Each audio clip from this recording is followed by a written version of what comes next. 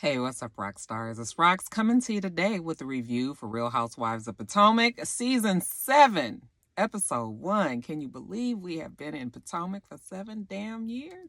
I cannot believe it. The time has gone by fast. Let me tell you something, the ladies look great. Every single one of them, they all know that they are Real Housewives now. They have accepted it. Hair, bodies, and you can tell that they are very confident in the knowledge that they are some of the faves when it comes to the housewives. And I think they realize that they're the ones to beat. Like, everybody loves Potomac right now. You know, Housewives of Atlanta is a little long in the tooth. And a lot of the other franchises have just been around for so long that Potomac still kind of feels fresh. They are getting up there, though, but it does still feel fresh for them guys. So, hey, I am glad to see everybody. I guess I don't have to tell you guys this, but Rocky love all the rock stars, and we is fixing to disagree on a lot of shit for the next, 22 weeks or whatever it is. But just know that we won't let a show come between us, right? Y'all love to do it when it comes to Real Housewives, and something about Potomac definitely gets people's panties in a bunch. I'm going to remain how I always am, and I just expect you all to be nice to each other and learn how to agree to disagree and all of that. Okay, I know all of the YouTubers are giving the same speech. We have to let y'all know because y'all be getting out of hand. Not the rock stars, though. The rock stars know how to act. Okay, but I be seeing y'all and other people's threads just cutting the fuck up. I be like, look at them cut up. Anyway, you guys, the review. Let's get to it, shall we? All right, you guys, so the show opens with the girls, actually the OGs, all getting together to hang out and look at the cherry blossoms that all bloom in Washington at a certain time of the year, okay? So Giselle and Karen get there first. They're setting up for a picnic. And it is good to see Karen and Giselle back being friends. You know, they fought for about 3 good years, 3 good seasons. They were at odds with each other, and I think we all just got tired of it because, I mean, damn, how long y'all going to fight? Nobody is going to change. Giselle definitely ain't changing, and let's just move on. So that is what they have decided, and it actually is nice to see them getting along well. Ashley is joining them. She's late, though. Karen was just like, well, you know that she moves a little slow. Giselle was like, not according to TikTok. She's fine, because you guys have seen on TikTok, Ashley has become somewhat of a sensation. She loves to do her little dances, her little TikTok dances, and she's garnered up quite a following over there. Maybe that's Ashley's therapy, okay? And you guys know that Ashley is getting a divorce from Michael. She let the girls know, and Giselle said she wasn't even shocked when she did let her know, but she still hates that for Ashley. Robin shows up next, hugs all around, then Ashley brings in the rear, and they was like, girl, sit down so we can grill you about this divorce. One thing you gotta appreciate about Giselle gets right to it, baby. It ain't no beating around the bush. She gonna ask you. She knows that she is the pot stirrer on the show. She has definitely accepted that fine, and she does it with glee. So it's been about 2 months since they've all gotten together, so it's good for the girls to hang. Okay, how's Ray doing? Well, you know, Ray is doing good, but he's a handful. You know, here I am, 17 years younger than him, but I think that I keep him younger. Giselle was like, girl, 17 years, wasn't it 14 years? No, bitch, it's always been 17 years. Don't be trying to play Miss Karen, the Grand Dame. Karen was like, honey, you got me confused with Mia. Okay, it's always been 17 years. Robin says, speaking of Mia, what's up with Mia and this social media post about her having cancer, not having cancer? So, yes, we must discuss Mia's we don't quite know exactly what is wrong with Mia at the time. When I remember when she originally posted this, which was right after the reunion of the last season, right after it had aired, she said that her doctor had told her that she needed to rush to John Hopkins. Wasn't quite saying the word cancer, but of course, John Hopkins, when you think of it, you thinking that maybe, you know, she said something about some lumps. So we're just putting two and two together and saying, okay, it's cancer, but she just never seemed to come right out and say cancer. Maybe she just didn't want to put it out there in the air, but she did share it on social media. So the girls are confused. Ashley said, well, I thought that she was clear that she said that she had cancer, but they were like, no, that's not what she said. Well, Giselle says, look, looks like she's doing all of this for attention. I mean, are you sick or are you not? Just tell the truth. It's weird that she's doing this for social media. Well, Giselle, you are being a little judgy. Would I do it the same way? No, but I don't think that it's weird that she chose to tell social media about her illness. Karen said, damn it, she wouldn't go to social media. I would keep Satan on his knees. I would pray. All right. Yeah, I don't know if social media will be my first direction to turn to, especially with Mia and the fans that she had. I mean, you know, she does have a following for sure, but a lot of people don't like Mia. So when you are in that kind of vulnerable position, if you do indeed have cancer or suspected that you might have cancer, the last thing you need is a whole bunch of negativity coming your way. So yeah, I wouldn't have done it that way either. So we move past Mia. Now, Ashley, what's going on with you in this divorce? Ashley says, well, you know, we're not sexually compatible. And, you know, sex was a big part of their relationship. When we first met them, they was like two damn dogs in heat.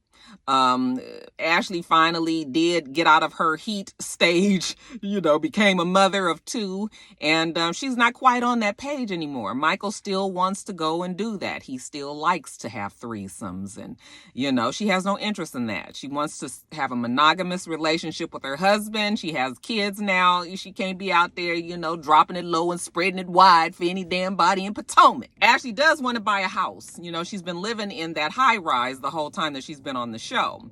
And now she feels like the boys need a lot more space. And so, yeah, it's time to get a house. She's going to get one with Michael. Everybody's like, what do you mean you're getting one with Michael? She's going to get one with Michael under an LLC. Okay. Actually, it's very smart to get it done under an LLC. At least it's not attacking your credit.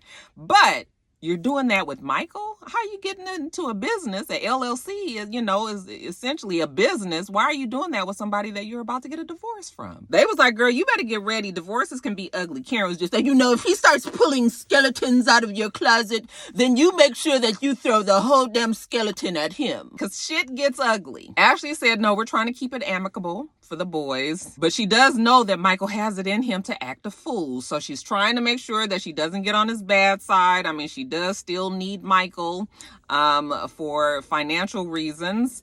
Well, at least that's what she says, but I'm sure she's making a pretty good amount of money from Real Housewives of Potomac now. I mean, it has been 7 seasons. She's an OG, so I'm sure she makes a pretty good salary. Why not get it from your multi-millionaire husband if you can? Anyway, Karen says, I'm having a spring into spring party. And all of the girls was like, oh, here go Karen with her off-the-wall invite. You know, we're expecting something crazy. You know, she sends all kind of stuff. And remember last time, the last party she had, it was a box and they had the butterflies in them and half of the butterflies was dead.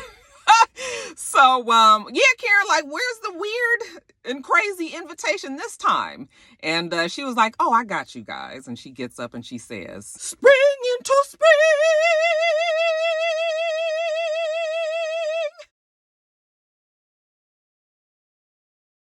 We do see Candace and Chris. They're on their way to the doctor. Okay.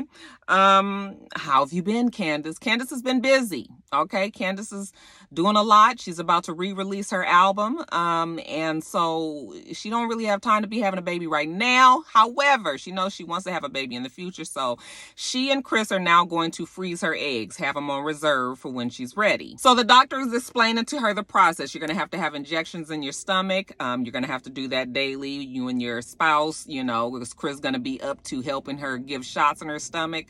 That is hard. It's hard to give people shots. I remember when my mom had cancer and she had to have shots daily, and I just could not stick the needle in her. My aunt had to end up going over there to, you know, administer it. I mean, I didn't live there anyway, so I couldn't do it daily. But when I would visit, I was just like, Mom, I'm sorry, I cannot stick a needle into you. I am so sorry. But anyway, it's a little different, but you know, the idea of giving somebody a shot, you got to be ready for that shit. You don't realize what these nurses and shit be going through. Extreme respect, tremendous respect for the medical person. What's the damn word? the medical people out there. Rocky, love y'all. Anyway, she knows that she needs Chris to help her out with this. However, she's not sure if she can count on Chris because Chris now has a job. Evidently, he's working as a general manager at a hotel in Washington. She said the name of the hotel, but I didn't write it down, you guys. But he works late. He gets home at 1 o'clock in the morning. Okay. And she's not even really used to this new schedule. She ain't really liking it. You know, she's used to Chris being there at her beck and call. I knew that was not going to last because, you know, no man wants to just be known as his wife's flunky or the one that, you know, she makes all the money and he has to be. So I figured that he was going to get like an official title somewhere, and he has. He's at this hotel. So he's a little bit busier as well. But yeah, that's where they are. That's where the Bassets are. They are going to be going through this to freeze her eggs. So when they leave the doctor's office and they're in the car, she's asking him, are you going to be up to this? And he was like, yeah, why wouldn't I? And she was just like, your work-life balance is really inconsistent, and I just don't even really trust that you'll be able to do it, you know? You aren't consistent, and it's a problem. And he was like, Candace, nothing in life is fucking consistent, you know? I'm tired of you always thinking that I have to do this and that and the other. Like, he got it. Don't worry about it, okay? And she was like, why are you cursing at me? Okay? And he was just like, because I'm sick of you talking to me and such and that. I was like, Candace is all celebrating the fact that Ashley and Michael ain't together, and I really don't know if I believe that Candace and Chris will make it, okay? Chris seems like he's really just kind of tolerating Candace at this point. I don't know. Is it for the show or what? Okay, last season he looked like he was kind of over it, and this season is starting off to look like that again. And Candace is a lot. And so, you know, I was like, are they going to be arguing all season? Nobody wants to see that. I don't feel like seeing Candace and Chris argue all the time. So hopefully that wasn't a foreshadow of what these next however many weeks will be. Now let's jump over to Robin. We see Robin. She's about to have lunch. And guess with who?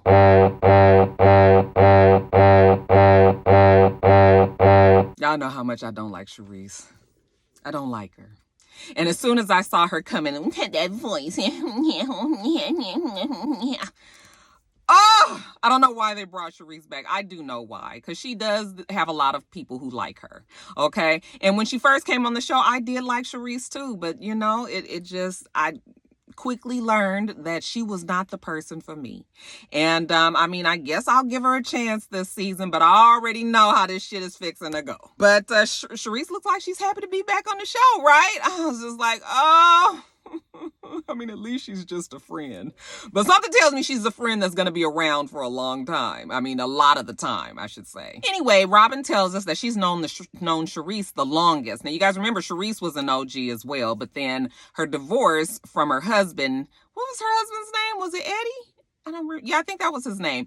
When she was getting the divorce, that jammed her up and she wasn't able to do the show at the same time. So that's really the only reason why she hasn't been on the show still. So they've kept her kind of on the back burner, and now I think they're slowly introducing her back into the fold. Robin said that she met her back in 2002, 2003 when her husband became the coach of the Washington Wizards and Juan became a basketball player on the team. That's when they became friends. As a matter of fact, she met Giselle through Charisse. And really, Robin tells us that Charisse should be the one that's considered the grande dame of Potomac. I said, not on my fucking watch.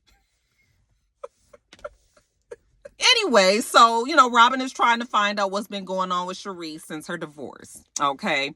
Well, you know, I dated a few people, you know, it hasn't been much, you know. I think she says she has a little sneaky link or something, but other than that, nothing serious. Just 2 people that she's dated since her divorce. Her divorce actually took a long time, though. What's going on with you, Robin? When are you and Juan getting married? Now, let me just say that I don't think that Robin and Juan want to get married. I think that the pressures of this show and the fans, people that watch, have made her feel like she needs to marry Juan. But I'm just like, girl, if it ain't broke, why, you know, don't fix it. Leave it the fuck alone. We've seen many people be together for many years, and then once they get married, the shit falls apart. So maybe this is what it needs to be. I know there's rumors out there. Robin supposedly, people are thinking that she's gay. She's a beard for Juan or whatever. I mean, or Juan might be the beard for her. I don't know, if that is true or not. But it just does not feel like either one of them heart is in it. They don't have a date scheduled. As a matter of fact, Robin wants him to sign a prenup because now she's the money earner in the family, and she wants to protect it. She doesn't feel like Juan deserves half of her money if they got a divorce. And Charisse was like, you don't? And she was like, no. She was like, you don't think that I deserved half of Eddie's money? And she was like, no, you did not earn that. And Charisse was like, bitch, what? Robin was like, even when we were married and he was the breadwinner, when he was a basketball player, I didn't feel like I deserved half of his money. I was like, well, girl, you spent all his money, lost it. Okay, so, maybe Juan could be lent the benefit of the doubt considering you blew the first funds. So Charisse was like, well, let me ask you something. Did you guys have a prenup before? And she was like, yeah, I signed one before. And then she was like, oh, okay, well, I mean, maybe he should sign it. Let's see what Juan says about that. Charisse was like, well, girl, you might want to figure it out because divorces is expensive. Like, she spent over $500,000 on her lawyers. Her husband spent, or ex-husband spent over $1 million. So yeah, I mean, you need to be real clear on what you're doing. And I was just like, girl, maybe y'all don't need to get married. That's all I'm saying, and Robin was like, that's it. He is signing this prenup. And if he doesn't, then I guess they won't get married. Speaking of getting divorces and everything, what about Ashley? Okay. Ashley's supposed to be getting a divorce from Michael. And Charisse was like, oh, really? And she was like, yeah, but she just told us that she's buying a house with him. Nobody gets a divorce from somebody and then buys a house with them. Charisse was like, oh, it's bullshit. I don't believe it. Maybe just Ashley just likes to say things for attention. I was just like, ain't that the pot calling the kettle black? It is hot in this car, you guys. Listen, I'm going to try with Charisse. I am really going to try, but just my memory of her just, ugh. Why did they bring her back? Now jumping over to Mia. So Mia and Gordon, they have moved into Potomac. They show her big, beautiful home. And she says that, it's just much bigger and the kids have more space to run around and have a good time. And her and Gordon love the house so much. They are renting. I think they said it was $10,000 a month. Is that what I read? But hey, you know what? It is what it is. They're not buying just yet. I guess she was like, I got to get more solidified in this cast before I start buying property out here. She loves it, you guys, and she's down the street from her bestie, Karen. Well, you guys, on this particular day, it looks like she's having like a home, somewhat of a housewarming, not where people bring gifts or anything, but just having all of her family and friends over. She has her mom there as well, and she says her and her mom are up and down. It's a roller coaster ride, but they still trying to work it out. Okay, her mom actually looked good. Okay, looked like she's gotten a little bit more comfortable with the idea of the camera being in her face. So anyway, she's talking to her mom, and her mom is asking her like, what's going on with you and your health? And she's like, well, I got these lumps. Again, she doesn't say cancer. She's got these lumps, and they just need to take care of them. They've done some biopsies and they're waiting on the test to come back on some of them, and they got to be removed and all this. So again, very around the way of saying exactly what it is. We don't know. We're just going to continue to assume that it's cancer. Mia says that whatever it is, they just want to make sure that it is not spreading. Out of all the housewives, it looks like she's only invited Karen and Uncle Jessup. Okay, so, Karen, knock, knock, is anybody home? Her and Uncle Jessup come in, and it's pleasantries, and Uncle Jessup hugs Mia, and Karen hugs Gordon, and everybody is happy to see each other. And then Karen shows her her new pride and joy. I'm sorry, their names are Tiff and Fee. And they're all natural, all me. I was able to take a little fat from somewhere and put them in there so that they can sit up and move forward because I don't want my boobies to fall in my soup when I lean forward. She says that Uncle Jessup acts like he doesn't like them, but she's really thinking that he's probably more concerned about the other people that are going to like them. Karen looks great. Anyways, Karen comes in and a lot of Mia's family is there. And so, Karen was just like, so what is it? How has it been being with Mia? What can you guys tell me about her? What was her quirkiest thing? And somebody was just like, oh, she used to have like this monkey voice. I was like, what? What does that mean? Y'all go in and do your monkey voice. Do your monkey voice, Mia. And she's like, okay, wait a minute, hold on. It was the oddest thing. I was just like, why are we acting like monkeys again? Anyway, Karen was a little taken aback by that. I guess she wasn't expecting the monkey voice, okay? But her and Mia sit down, and Karen tells her, you know, Mia, I was a little concerned for you because you had posted on your social media that the doctors say that you needed to get to Johns Hopkins quick. And Mia was just like, oh yeah, about that. Like, you know, I was talking to my girlfriend Jacqueline, and she said, you know, that I needed to let everybody know, you know, that this is part of my highlight reel. You know, social media really is your highlight reel. So you might as well just add it to that and let the people know what's going on. Well, you know, Mia, I wouldn't have done it that way because, you know, there are always going to be naysayers, and especially with this particular group of women. These bitches don't believe you. But you know what? Mia says she don't give a damn what them girls think. All right, she knows what was going on with her body, and that's all that matters. Now, next up, you guys, we have Wendy. Wendy also looks good. Okay, Wendy goes to meet Patricia, the long-lost Real Housewives of Atlanta.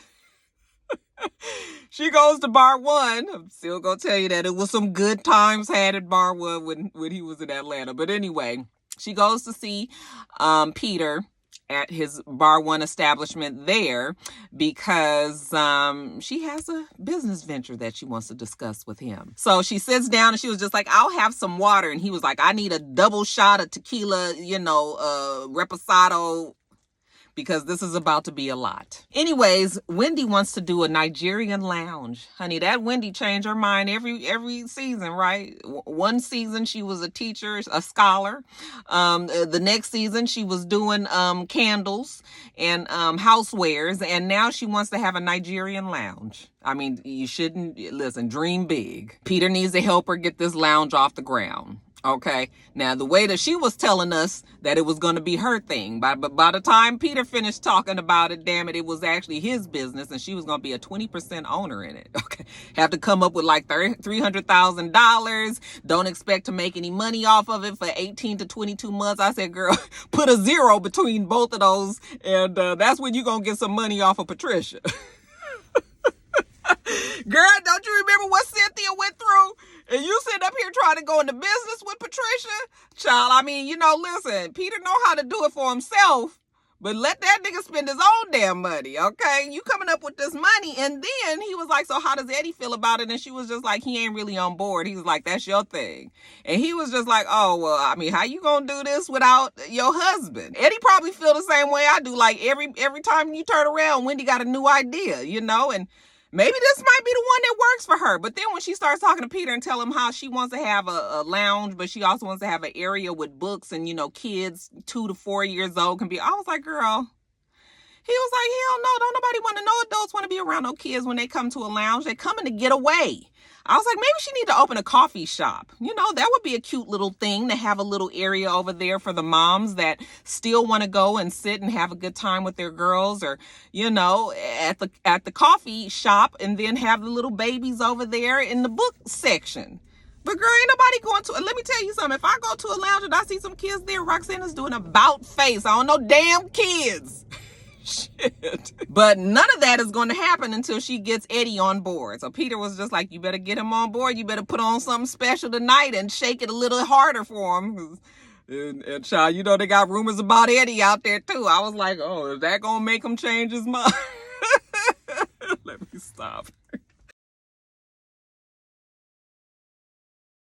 Now, next we have Ashley. Ashley goes over to her uncle's house, okay? And she says that she's happy that she's able to spend time with her family now, because before, when she was married, you know, actively married to Michael, because she's separated from him. I don't think I mentioned that earlier. She has to be separated from him for a year in the state of Virginia before you can actually file for divorce. So right now she's separated, but she is free enough that she's able to spend more time with her family. She doesn't have to make the choice between Michael or her family like she did before. Okay, so she's closer to them, so she's there with her uncle and the aunt and her mother and the boys. Okay, so they're sitting down and they're talking, and she tells them that she's looking for a home with Michael, and they were just like, wait, how does this work? And she's like, well, we're getting a house through the LLC. And her uncle was just like, that makes absolutely no sense. Like, why would you get into a business with a person that you're getting a divorce from? He's going to help you buy this house. It's going to be in the LLC. Is he going to be around to help you support you with this house? Like, how are you going to pay for this? Like, I just am not clear. So Ashley tells them, well, she did have a prenup. Her prenup was for 5 years. If they married up to 5 years, whatever was stipulated in the prenup, that's what it would be. However, they've been married longer than 5 years. It's been 8 years. So now that prenup is null and void. And now they've just got to hash out exactly how to divide their assets. Okay. Now we know that Michael is a millionaire. So Michael, I guess he would have to agree to give her half. I don't even know how that works in the state of Virginia. They were like, well, how much money do you think you would need to even live? And she was like, honestly, I don't know. She was like, because I've never had to pay for absolutely anything. Michael has taken care of everything the whole time that we've been married. So I couldn't even tell you how much shit cost. Well, like everybody else, nobody understands exactly what Ashley is trying to do with Michael. It just sounds to me like the girl is trying to get a house out the man before they finally get a full-blown divorce. All right. And that is still not in her name. So it won't attack her credit if the shit does go left. But, they don't understand. Mama was like, listen, I bought my house. I signed my name and gave them the money. And that was it. Like, all this LLC and what you talking about, I don't get. But the uncle is just like, yeah, I'm still not really feeling this because you're getting into a business with somebody that you're getting a divorce from. Like, it makes no sense. She was like, well, I never said I have all the answers. I'm still trying to figure this thing out. And the uncle was just like, okay, well, you need to figure it out with a lawyer. Okay, because Michael could be telling you anything, but you need to get some legal representation that's going to make sure that you are protected in all of this. Now, jumping over to Giselle, we see Giselle at home, and she was just like, honey, Giselle's house is coming all together. Y'all didn't know that it was about to be this good, did you? She shows us a video. They show us video of the home. And I don't want to say that anybody's house is ugly because I have a little house and I think it's cute to me, but some people might not think that it's their cup of tea either. So I won't say it's ugly. I just will say it's not for me. Okay. It looks like 4 or 5 houses put together, but she was just like, y'all see that? Y'all see that front entrance? Y'all see the backyard? And okay, girl. If you ain't going to be proud about it, who is? So I'm not mad. All right. Anyway, she's at home and her girls are there, the twins. They're going to help her pick out this outfit for this spring fling, because Giselle might be many things, but fashionable she is not. So then we get a little clip of when Karen finally did send them her invitation. Even though that little singing that she did, that wasn't the invitation. She actually sent some box and they opened it up and it had tacos and tequila in there. She said that the spring kickoff of the spring fling, it will be no fights, no fists, no feuds, and no egos, amigos. So I was thinking that it was about to be a Mexican celebration, Mexican food and things like that. But, I guess that's what you would think anyway. But anyway, we gonna go through these clothes. All right. So she's holding up the clothes and, the girls, we love the daughters because the daughters keep Giselle fucking honest. She holds up one dress and they were like, no, Mom, that's giving church. Okay. Something else? No. Okay. Then she pulls out this other little floral number and they were like, okay, that's spring. She was like, that's spring? Yes, that's springy. You could wear that. So she get on the phone with Robin because she want to know what Robin is going to wear. All right. So after Robin sees the girls, how big and grown they are and beautiful, she's so proud of them and all, then Giselle sends them on off. Okay. Even though Giselle says that the girls are 16 and her oldest is 17, about to be 18, probably about to go away to college and all that. Like she's about to be an empty nester. Just the idea of it makes her sad. But anyway, she sends the girls off and she's talking to Robin. And again, she asks Robin, what is spring chic? Again, bless Giselle's heart. Now, Karen's party. She gets there and she loves it. Loves the decorations. This is exactly what I was looking for. I love it. So she's walking around and she's appreciating the scenery. She says, this is a celebration of sorts. It's a celebration of the ending of the pandemic. I'm going to be turning 59 years old this year. Yeah, let's have a party. But the bummer is that it's raining. It's not even raining. It's pouring down. So Giselle gets there first, as usual. Giselle's always the first one. And when she comes in, Karen gives her a hug, and then she was just like, it was my intention to have an open space, not a hurricane.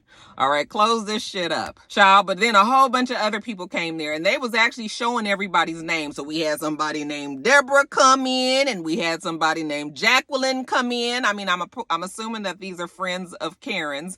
Maybe also these are people that they were testing at the time for the show. We saw a girl that was on the season on the show last season. What was her name? The Indian girl. What was her name? But anyway, she was there as well. But Karen and Giselle are talking, and Karen was just like, I came here with Raven, and Raven thought it was a vibe. So, if she thought it was a fun place to go to, that's why she decided to invite all the rest of the girls there. And Raven is 24 years old. She lives in New York, and Karen just can't believe that she's grown and gone. Giselle was like, yeah, my girls are about to be gone. And when they're gone, she's going to find her a new boo, and she's going to be with them all the time. I was like, girl, please, you don't even like nobody. Anyways, what do you think about Ashley and this divorce? She's not getting a divorce. And Karen was just like, no, I don't think that Ashley wants a divorce. I think that Ashley wants other things out of Michael. Okay, and this is her best way of getting it, namely that damn house. Michael wants to stay in the high rise. Ashley wants to be in a house. So this is really Ashley calculating, getting shit out of Michael. So while they're talking about Ashley, she happens to walk in. Karen, oh my God, we were just talking about you. Well, she comes in, and Ashley's got her cute little shape back, and you can tell that she's proud of it. She has on a little brassiere type of top and the bottoms, and it crisscrosses, and all of her stomach and shit is showing. Okay, you ain't gonna say that she big this season. They're like, look at you, aren't you cute? Okay. Yes. And she's excited because they found a house and they put an offer in on it, through the LLC. So of course, Giselle, like I said, don't mince no words. Like you're getting a divorce. Why are you buying a house with somebody that you're getting a divorce? Like that's crazy. Nobody does that. And she was just like, well, we're not getting a divorce. We're separating. She said, you said that you're getting a divorce. She said, no, I told you I'm separating. We have to separate for a year before we can get a divorce. Giselle was like, why would you buy a house with somebody that you're not going to be with? I wouldn't buy a house with Jamal. If we weren't going to be together, why would I buy a house with him? Robin wouldn't buy a house with Juan. That house that they got now, her name is the only name on it. I said, Giselle, why you had to tell Robin's business? That was not your business to tell them girls. And she threw that shit in there so slick. I was like, ooh, Giselle, you are something else. I guess Robin was like, bitch, I'm the one that's making the fucking money around here. Okay, let me see what Juan got to say this damn season. Giselle was just like, girl, you lying. You ain't getting no damn divorce. And she was like, I am not lying. But she is second guessing herself. She said, for example, this morning she woke up and she had a coochie craving for Michael. I don't know how you have them kind of things for Michael. Well, I mean, maybe she was in love with him, not me. So, okay. But she said she had a coochie craving. They were like, what? And you did it with him? And she was like, no, I didn't do it with him. But what if I wanted to have sex with him? And they were like, if you go and have sex with him in the middle of a divorce or this separation or whatever, it starts everything over again. So you need to make sure that you stay away from him. Don't be fucking on the man. Karen was just like, you know what, Ashley, I'm not mad at you for getting what you and the children need. Run that nigga's pockets. So while they're talking, then in walks Uncle Jessup. Oh, look at Uncle Jessup. Hey, baby. How you doing? Hey, everybody. How you doing? Gives them hugs or whatever. In walks Chris and Candace. After they hug everybody and pleasantries and all that. Remember, Candace, again, she's busy. She's working hard. Karen tells her about the divorce, which she was just like, are they really getting a divorce? Okay. When Candace did find out that Ashley was getting a divorce from Michael, she was so elated. And I just, for the life of me, can't understand why Candace, of all people, is this excited about Ashley getting a divorce. Yeah, I understand if you don't like the man that she was married to, but you didn't even really like Ashley. So why are you this happy? Like, oh my God, I can't wait. I was just like, that's weird. It was strange. I don't understand the friendship that Candace wants to make happen with Ashley. It's odd. While Candace is getting up to speed and, with the girls there and everybody, we see Wendy and Eddie walking up. Okay. And they come on in and, again, it's pleasantries, hugs all around. And then Wendy sees Giselle over there. Oh, there goes Giselle. Let me go say hi. I was like, unless I miss my guess. Aren't you and Giselle not friends? I think Wendy forgot that, but honey, Giselle didn't. She walked up to Giselle. Giselle was like, don't touch me. And Wendy was like, oh, I just wanted to say hi. Can I say hi to you? Yes, you can say hi to me, but don't touch me. Okay, don't hug me. And then she was like, okay, well, hi, Giselle. Hi, Wendy. Goodbye. Bye-bye. I was like, oh my God. I swear that shit was so fucking funny. You guys know I'm sweating like a wild woman. It is fucking hot in this car. And I don't feel like turning on the air because I just want to finish.